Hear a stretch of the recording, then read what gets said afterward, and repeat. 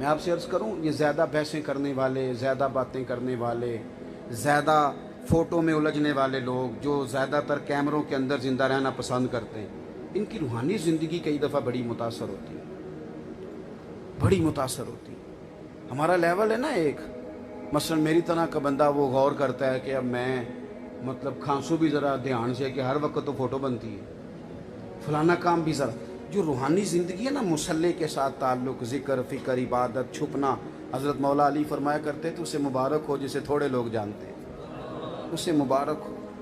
یہ زیادہ جب انسان کا نام ہوتا ہے تو پھر زیادہ آزمائشوں میں بندہ پڑ جاتا ہے، پھر کچھ ایسے فتنوں کا بھی سامنا ہوتا ہے کہ جہاں وہ کس طرح کر کے کنٹرول کرے، کہاں جا کے اپنے آپ کو کھڑا کرے۔ اپنی جو روحانی زندگی ہے نا، رات کا درود پاک، فجر کے بعد کی تلاوتیں، ذکر، فکر، عبادتیں، ان کو کبھی کم نہ پڑنے دیں۔ یہ جو روز فوٹو کا ذائقہ ہے یہ ہمیں خراب کر رہا۔ صحابہ کا ایک ذوق تھا کہ اپنے روحانی معاملات میں وہ ہمیشہ مضبوط رہے۔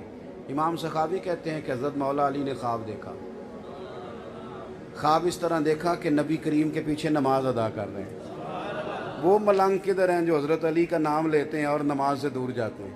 حضرت علی تو خواب بھی دیکھیں تو اس میں نماز ہی ہوتی ہے۔ حضرت مولا علی نے خواب دیکھا حضور کے پیچھے نماز پڑھ رہے ہیں۔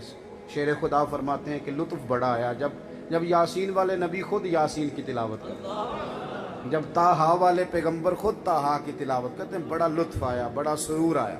نماز پڑھی تو بڑا۔ میں آپ سے ایک بات عرض کروں، ہمارے بزرگوں نے لکھا ہے کہ لوگ ہم سے وظیفے پوچھنے آتے ہیں، کس بات کے لیے؟ کہ دل صاف ہو جائے۔ کس بات کے لیے؟ کہ مجھے حضور کی زیارت نصیب ہو جائے۔ پہلے تو کوئی وظیفہ پوچھتا نہیں، اور اگر آج ہم سے کوئی پوچھتا بھی ہے تو صرف اتنا کہ میری دکان نہیں چلتی، صرف اتنا کہ میرا کام نہیں چلتا۔ کوئی ایسی بات مل جائے جس سے فٹافٹ پیسہ غلہ پیسوں سے بھر جائے، اس سے زیادہ ہم نے سوچنا ہی چھوڑ دیا ہے۔ بھئی یہ کام تو ساری دنیا کر رہی، ہمارا روحانی مقام کیا ہوا؟ ہم کہاں پہنچے؟ وہی سارے لین دین، وہی سارے رٹے۔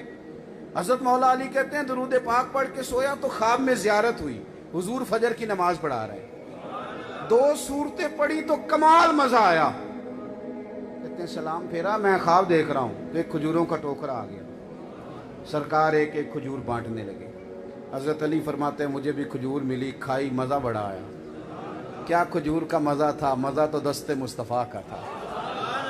کہتے ہیں ابھی کھجور کھا ہی رہا تھا، ذائقہ منہ میں موجود تھا کہ فجر کی اذان ہو گئی۔ کبھی کبھی دل کرتا ہے نا، کبھی ٹھہر جا مؤذن، ذرا ٹھہر جا مؤذن، میرا دل دہل رہا ہے۔ تو کہتے ہیں کہ اٹھ گیا، وضو کیا، سنت پڑھی، مسجد نبوی شریف میں جا کے نماز کے انتظار میں بیٹھا۔ حضرت فاروق اعظم جماعت کرانے آئے۔ مجھے جھٹکا اس وقت لگا، دھچکا تب لگا جب حضرت عمر نے بھی وہی صورتیں شروع کر دی جو خواب میں حضور نے پڑھی تھی۔ میں سمجھا اتفاق ہے، یہ ایک اتفاق ہے، ہو جاتا ہے۔ کہتے ہیں سلام پھرا تو حسن اتفاق، دوسرا دھچکا تب لگا جب کھجوروں کا ٹوکرا بھی آ گیا۔ کہتے ہیں فاروق اعظم کھجور نکالتے بانٹتے، کھجور نکالتے بانٹتے، مجھے بھی دی، مزہ بڑا آیا۔ حضور سے تو اس لیے نہیں نہ مانگی تھی کہ ادب مانے تھا، تو عمر سے تو جرانا تھا نا اپنا۔ سارے مشورے عمر ہم سے کرتے تھے۔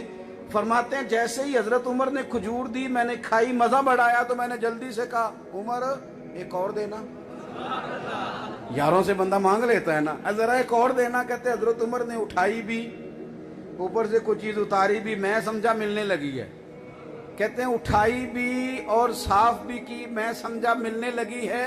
ایک اور صحابی کی طرف کھجور بڑھا کے حضرت عمر فرمانے لگے علی یوں تو نہ کر، اگر رات کو حضور سے دوسری لیتے تو میں بھی تمہیں دوسری دے دیتا، اگر لیتے نا دوسری۔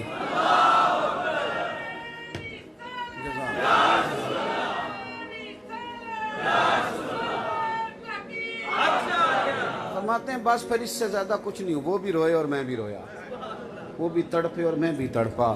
حضرت علی کہنے لگے آپ بھی؟ تو میں نے کہا وہ کریم جب آئے تھے تو جو برکھ آپ پہ برسی وہ اس غریب پہ بھی برسی۔ او خدا کے بندو، تم تو دن کی بات کرتے ہو، ان کی تو راتیں بھی اکٹھی ہیں۔ تم تو جاگنے کی بات کرتے ہو، ان کی تو خوابیں بھی اکٹھی ہیں۔ تم تو دنیا کی بات کرتے ہو، میرے رسول نے تو جناب ابو بکر صدیق کا ایک بازو تھاما، دوسرا حضرت عمر کا تھاما، اور جا رہے ہیں، سامنے سے دیکھ کے صحابہ خوش ہوئے، تو حضور فرمانے لگے سنو میں جنت میں بھی اسی طرح انہیں لے کے داخل ہو جاؤں گا. ان کی تو دنیا اور آخرت بھی اکٹھی ہے. صرف اپنے نظریات پر، اپنے افکار پر کبھی بھی کوئی گرد نہ جمنے دیں، کبھی بھی کوئی ایسی بات نہ قریب آنے دے جو ذرا سا بھی اثر کرے. اپنی طبیعتوں کو سنبھالیں، ان سے سیکھیں. ایک بات سمیٹتے ہوئے آخر میں آپ سے عرض کرنی ہے، آپ اس پر توجہ کریں گے اور وہ بڑی ضروری بات ہے.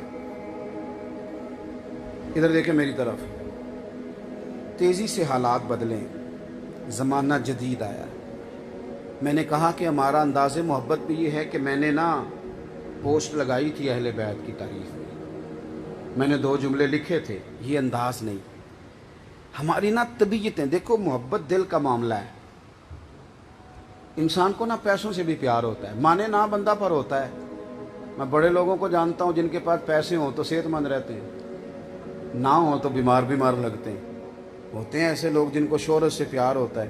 2 4 5 بندے اگر کہہ دیں کہ فلانی جگہ بھی تیرا نام سنا ہے تو ان کا قد اونچا لگنے لگ جاتا ہے. تعریف سے بھی پیار ہوتا ہے.